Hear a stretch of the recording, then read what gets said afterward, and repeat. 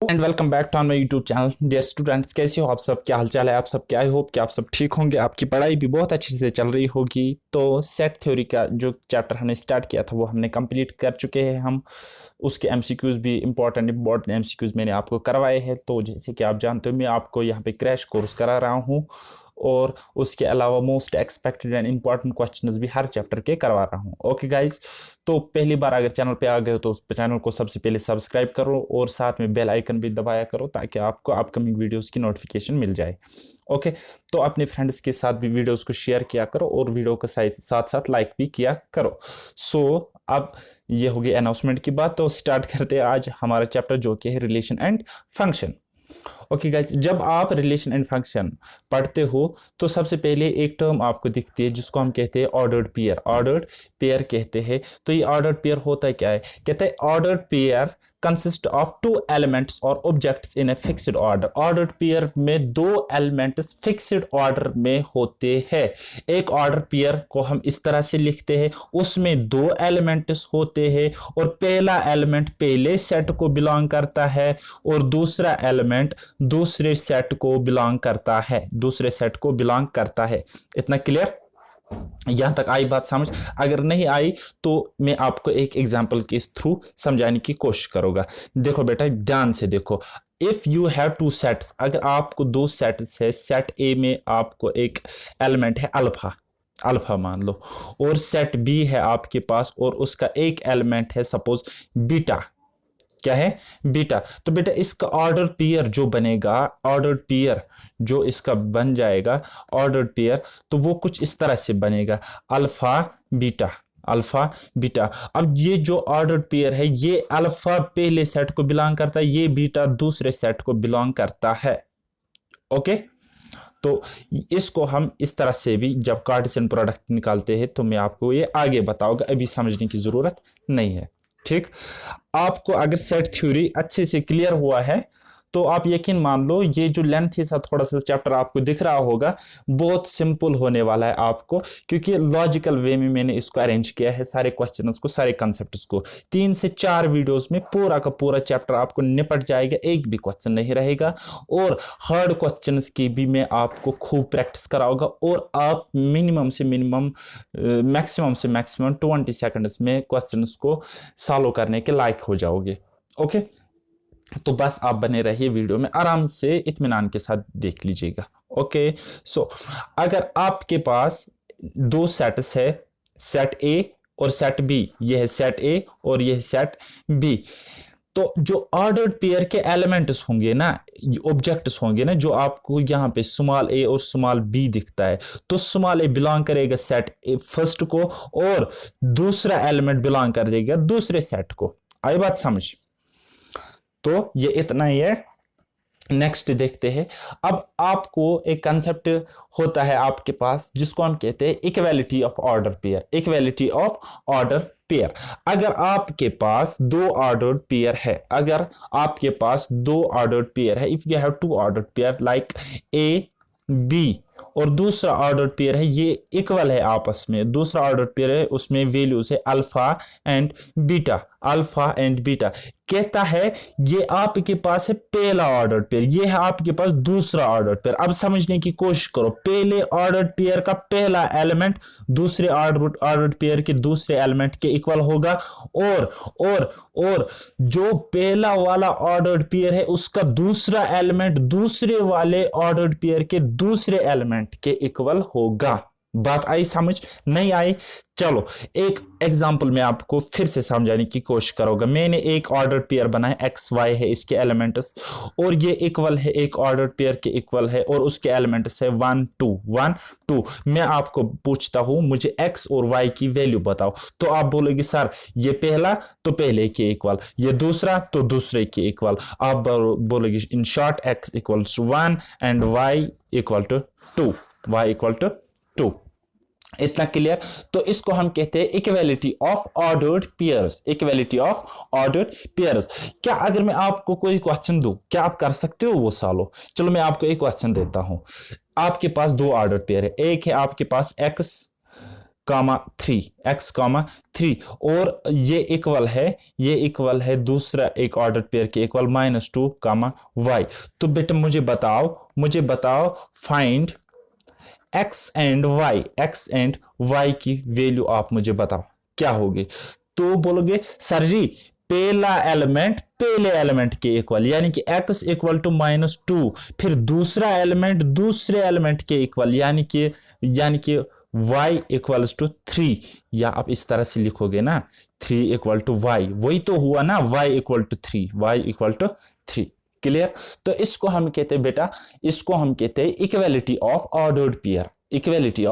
Ordered pairs. Okay, तो एक question solve करके दिखाओ मुझे अभी फटाफट, 10 सेकंड्स में मुझे ये क्वेश्चन सॉल्व करके दे दो, ओनली 10 सेकंड्स। क्या है आपके पास 3a - 2 कामा b + 3, ये आपका एक ऑर्डर पेयर, ये इक्वल है किसके इक्वल 2a - 1 कामा 3। ओनली 10 सेकंड्स, अभी पॉज करो और सॉल्व करने की कोशिश करो, आंसर बिल्कुल भी नहीं देखना। चलो जी, हो गए 10 सेकंड। चलो अब देखते हैं हम, यहां पे पहला एलिमेंट उठाओ। ठीक, पहला एलिमेंट 3a - 2 किसके इक्वल होगा, पहले एलिमेंट के इक्वल, यानी कि 2a - 1 के इक्वल। तो जब आप सॉल्व करोगे तो आप लिख सकते हो 3a - 2a इक्वल टू 1 + 2, 1 + 2। तो आप लिख सकते हो 3a से 2a सब्ट्रैक्ट करोगे तो वहां रह जाएगा a इक्वल टू 3। मिल गया। यहां पे मैंने क्या सेटअप किया आपको पता होना चाहिए। तो फिर दूसरा एलिमेंट के इक्वल होगा, यानी कि आप कह सकते हो b + 3 किसके इक्वल होना चाहिए, 3 के इक्वल, यानी कि आप लिख सकते हो b इक्वल्स टू 3 - 3, तो b की वैल्यू आपको 0 मिल जाएगी। So this is called equality of ordered pairs. क्या कहते हैं, equality of ordered pairs. Okay, चलो नेक्स्ट जल्दी करेंगे। आज बेसिक सा लेक्चर है, इसलिए जल्दी थोड़ा सा पढ़ाने की कोशिश करोगे, और मेरी तबीयत भी थोड़ी सी खराब है आज, इसलिए। हाँ, यहाँ पे आप इसका सॉल्यूशन आप देख सकते हो। अब आपके पास एक कंसेप्ट आता है कार्टेशियन प्रोडक्ट। जो आपका एक्चुअल क्वेश्चन बनेगा वो या तो रिलेशन से बन जाएगा या तो फंक्शन से बन जाएगा, रिलेशन से या फंक्शन से। सो अभी मैं आपको एक बेसिक तैयार कर रहा हूँ, वो एक मकान का बेड बना रहा हूँ, उसके बाद ही तो इमारत खड़ी होगी, उसके बाद ही तो मकान बन जाएगा उसके ऊपर। तो इसके लिए आपको समझने की जरूरत है कार्टेशियन प्रोडक्ट की। कार्टेशियन प्रोडक्ट होता क्या है गाइस, अगर आपको कार्टेशियन प्रोडक्ट निकालना है, सबसे पहले मैं आपको बताऊंगा, एक होता है प्रोडक्ट जो हम मैथ्स वाला प्रोडक्ट सीखते हैं, वो कहता है 2 × 3 इक्वल्स टू 3 × 2 इक्वल्स टू 6। लेकिन कार्टेशियन प्रोडक्ट में आप सेट्स का निकालते हो, सेट्स का कार्टेशियन प्रोडक्ट जो होता है ना, आप अगर सेट ए और बी का कार्टेशियन प्रोडक्ट निकालोगे, वो जरूरी नहीं है वो इक्वल होगा b क्रॉस a के। ठीक, और इसको b × a नहीं पढ़ते, a × b नहीं पढ़ते, बल्कि a क्रॉस b या b क्रॉस a पढ़ते। ये है कार्टेशियन प्रोडक्ट। अब निकालते किस तरह से वो मैं आपको समझाने की कोशिश करूंगा। सपोज आपके पास दो सेट्स है, सेट a है आपके पास, उसके एलिमेंट्स है x y, और सेट बी है आपके पास, उसके एलिमेंट्स है 1 2। तो मुझे बताओ कार्टेशियन प्रोडक्ट, यानी कि a क्रॉस b, आप मुझे बताओ क्या होगा। तो देखो गाइस, क्या काम करना है, पहला एलिमेंट उठाओगे और उसके पेयर्स बनाओगे, एक पेयर 1 के साथ बनेगा, एक 2 के साथ बनेगा। ऐसे देखो x1, फिर क्या आएगा x2। अब इसकी कहानी खत्म। दूसरा एलिमेंट उठाओ y, तो इसके पेयर्स बनाओ y1 और क्या आ जाएगा y2। तो ये हो गया a क्रॉस b। अब आपको अगर मैं बताऊंगा कि मुझे बताओ b क्रॉस a क्या होगा, b क्रॉस a क्या होगा, तो यहां से शुरुआत करनी है। यहां से पहला एलिमेंट ये 1 बन जाएगा और उसके पेयर्स x और y के साथ बनाने, यानी कि 1x और उसके बाद आएगा 1y। नेक्स्ट, अब इस 2 के पेयर्स बनाओ, 2y और 2x, सॉरी 2x 2y बन जाएगा। यहाँ पे बन जाएगा आपका 2 x। ओके, तो आप देख सकते हो यहां पे पहला एलिमेंट ऑर्डर्ड पेयर का पहला एलिमेंट क्या है, x। यहां पे ऑर्डर्ड पेयर का पहला एलिमेंट क्या है, 1। ठीक, तो एक कंक्लूजन आपको मिला, एक कंक्लूजन आप ड्रा कर सकते हो, एक रिजल्ट आपके एग्जाम में पूछा जा सकता है। ये कंक्लूजन क्या, ए क्रॉस बी इक्वल नहीं होता है बी क्रॉस ए। देखा, अब ये भूल नहीं जाएगा, आपको गारंटी ले लो मेरी, क्योंकि इसको हमने थोड़ा सा लॉजिकली यहां पे देख लिया। ठीक है ना, तो नेक्स्ट समझने की कोशिश करेंगे। अब आपको अगर मैं बताऊंगा कार्टेशियन प्रोडक्ट, मुझे बताओ किस सवाल का, ये वाला है आपके पास। सेट ए है आपके पास, उसके एलिमेंट्स कुछ इस तरह से है 1 2 3, और फिर सेट बी है आपके पास, उसके एलिमेंट्स कुछ यूं हैं 4 5।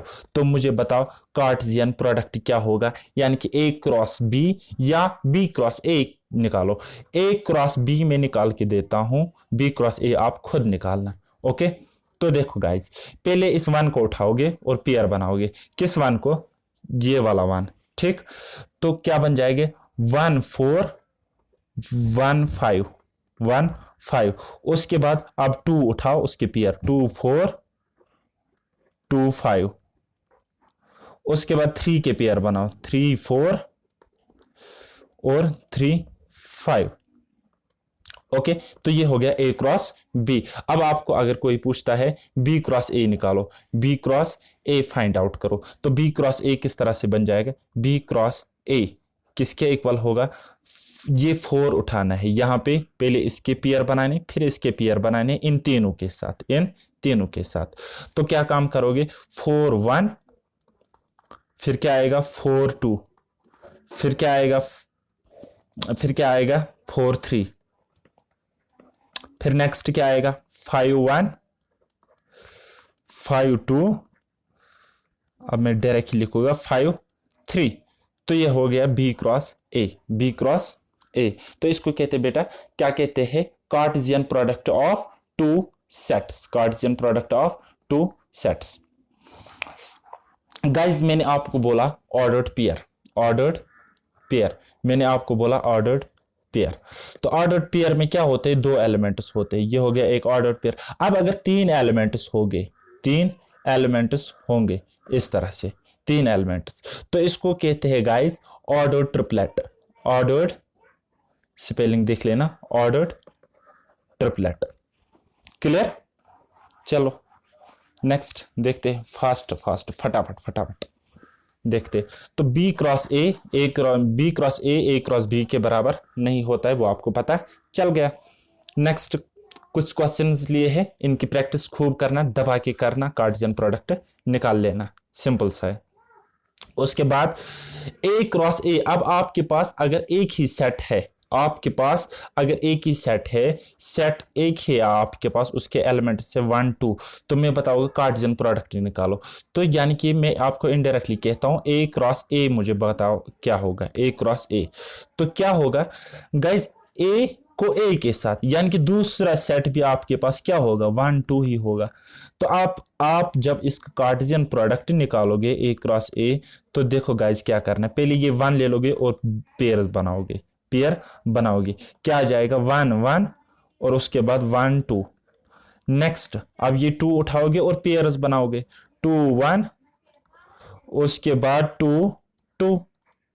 तो ये हो गया कार्टेशियन प्रोडक्ट। ठीक, जब आपके पास खाली और खाली एक ही सेट हो, या आपसे बताया जाएगा ए क्रॉस ए निकालो, बी क्रॉस बी निकालो, सी क्रॉस सी निकालो। ठीक, इस तरह से आपका ये प्रोसेस चलना चाहिए। ओके, चलो जी, नेक्स्ट कंसेप्ट है हमारे पास total number of ordered pair. Total number of ordered pair क्या होते हैं, किसमें, कार्टेशियन प्रोडक्ट में। कार्टेशियन प्रोडक्ट में total number of ordered pair कितने होते हैं। सपोज मैं आपको एक, क्या कहूं मैं, एक सेट ए देता हूं और उसमें एक एलिमेंट रखता हूं, और दूसरा सेट में देता हूं उसमें 2 एलिमेंट्स रखता हूं ए और बी। तो मैं आपको बताता हूं कार्टेशियन प्रोडक्ट के क्या निकालो ऑर्डर्ड पेयर्स, बताओ कितने हो। तो आपको सिंपली क्या काम करना है, तो आप कह सकते हो ए क्रॉस बी, इसके ऑर्डर्ड पेयर बनाओगे, वो बन जाएगा 1A और क्या बन जाएगा 1B। बात खत्म, बात खत्म। तो इसका एक शॉर्टकट है, ये मैंने आपको समझाया, यहाँ पे एक शॉर्टकट है। ये कितने हैं एलिमेंट्स 1, और ये कितने एलिमेंट्स है 1 2 2। तो इनका प्रोडक्ट जो आपको मिलेगा ना, जो इनका प्रोडक्ट मिलेगा यानी कि 2, तो इतने ही होते हैं बेटा ऑर्डर्ड पेयर। ऑर्डर्ड पेयर इतने ही होते हैं। ठीक, ये देखो 1 2। एक और एग्जांपल ले लो, देखो फिर होता है कि नहीं होता है।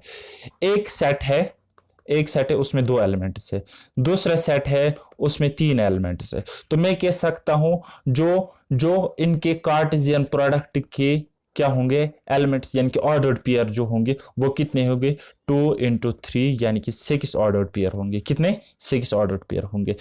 देखो किस तरह से मैं ये आपको यहाँ पे जस्टिफाई करके दे दूंगा। सपोज एक सेट है आपके पास, उसके एलिमेंट्स 1 2।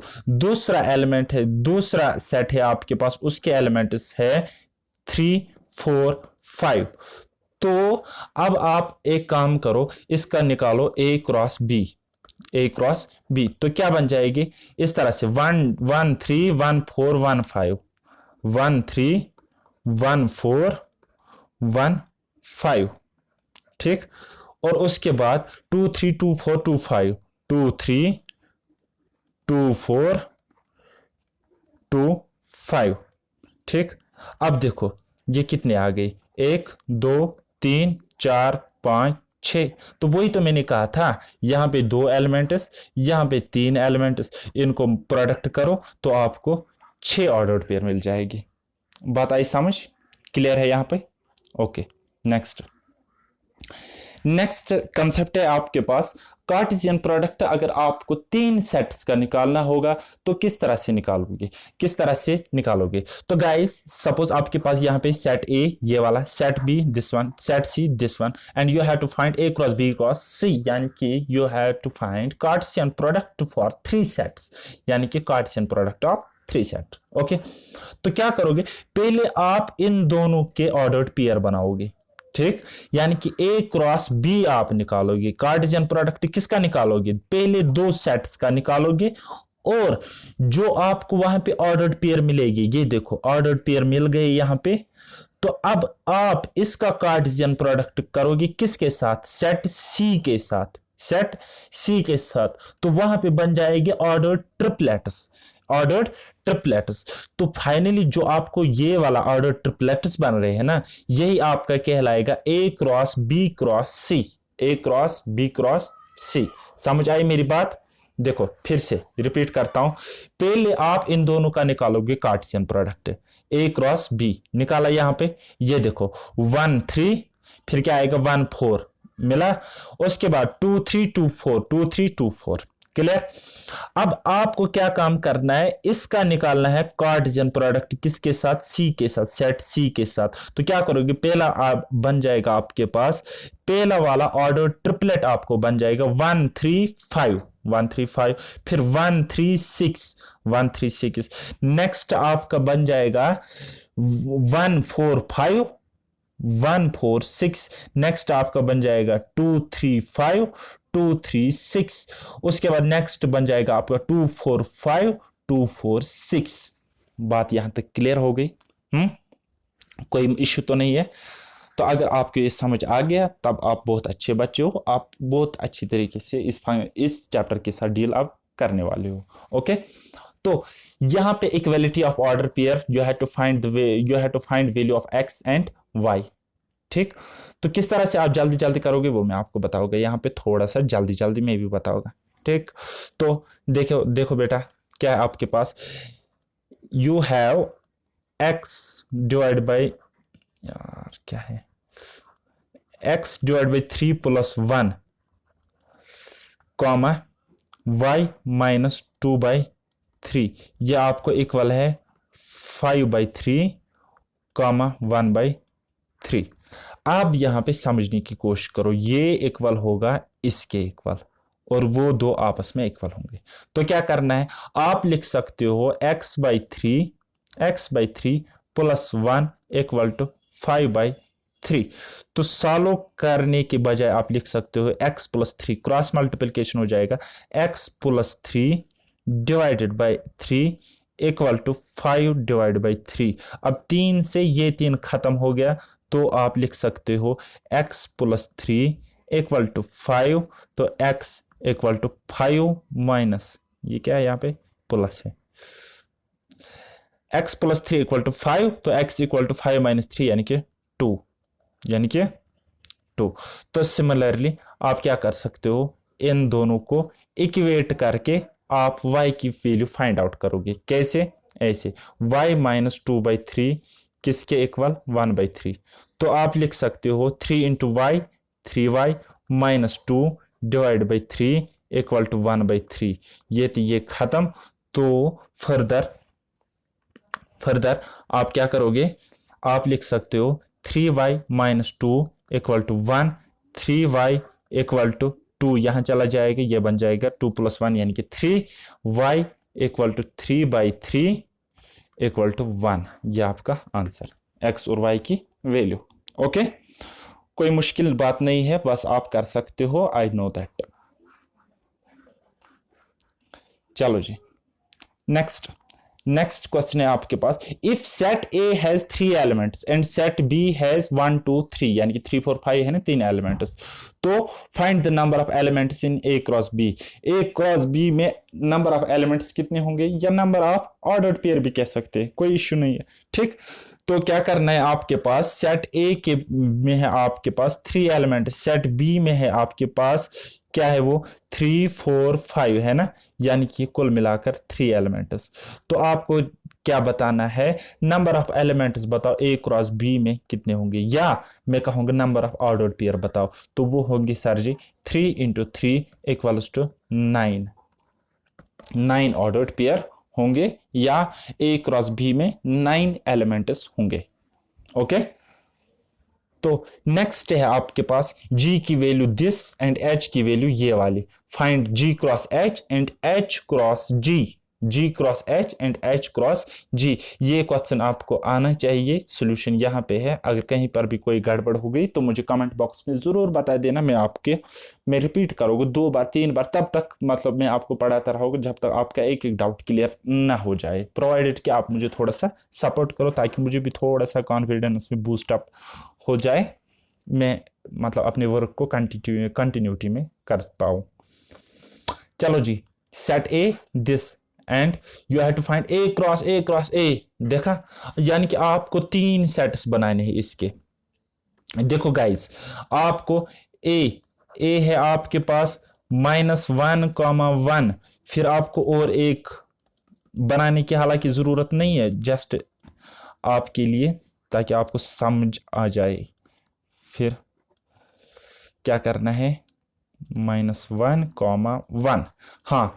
अब देखो क्या करना है गाइस, यहाँ पे इन दोनों का कार्टेशियन प्रोडक्ट है, ए क्रॉस ए, निकल जाएगा, कुछ निकला, तो ये जो कुछ निकल जाएगा ना, उसका फिर कार्टेशियन प्रोडक्ट निकालना है आपको ये वाले ए के साथ। तो वहां पे आपको मिल जाएगी ऑर्डर्ड ट्रिपलेट्स, क्या मिल जाएगी, ऑर्डर्ड ट्रिपलेट्स मिल जाएगी।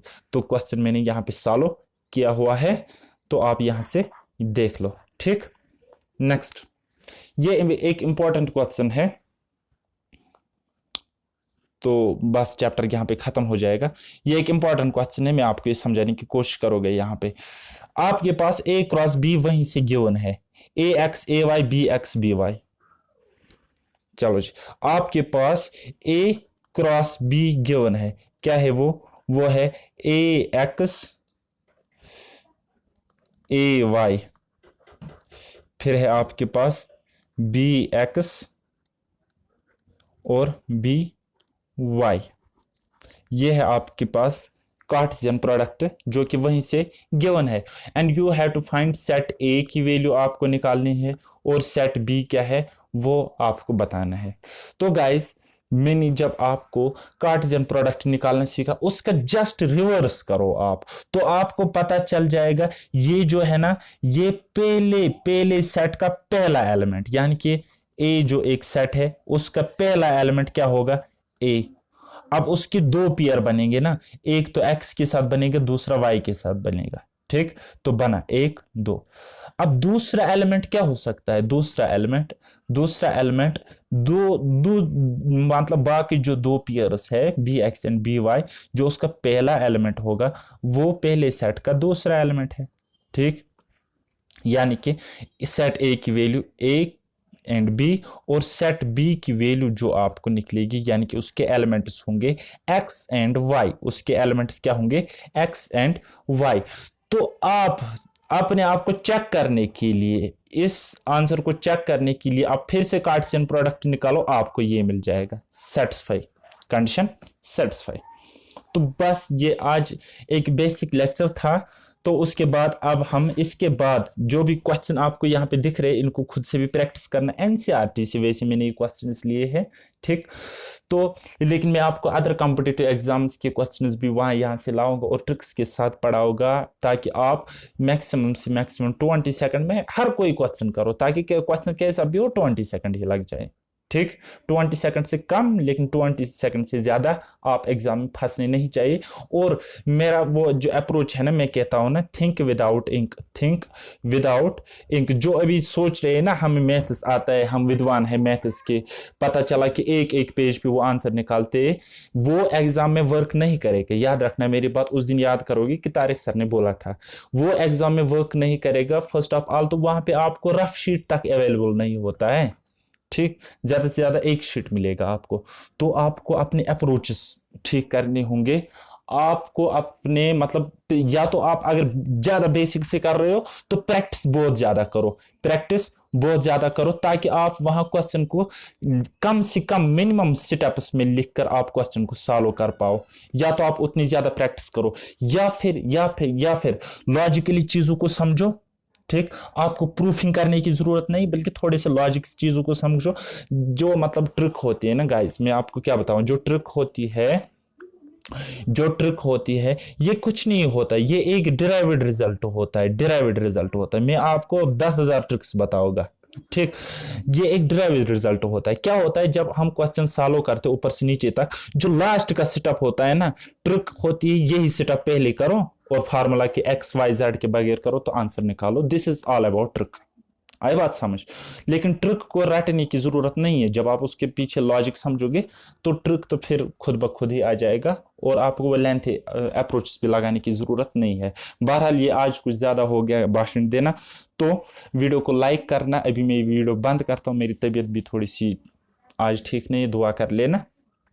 तो नेक्स्ट लेक्चर आपको कल मिल जाएगा। सो अभी मैं वीडियो बंद करता हूँ। बाय बाय, टेक केयर, अल्लाह हाफिज, मेहनत करते रहिए।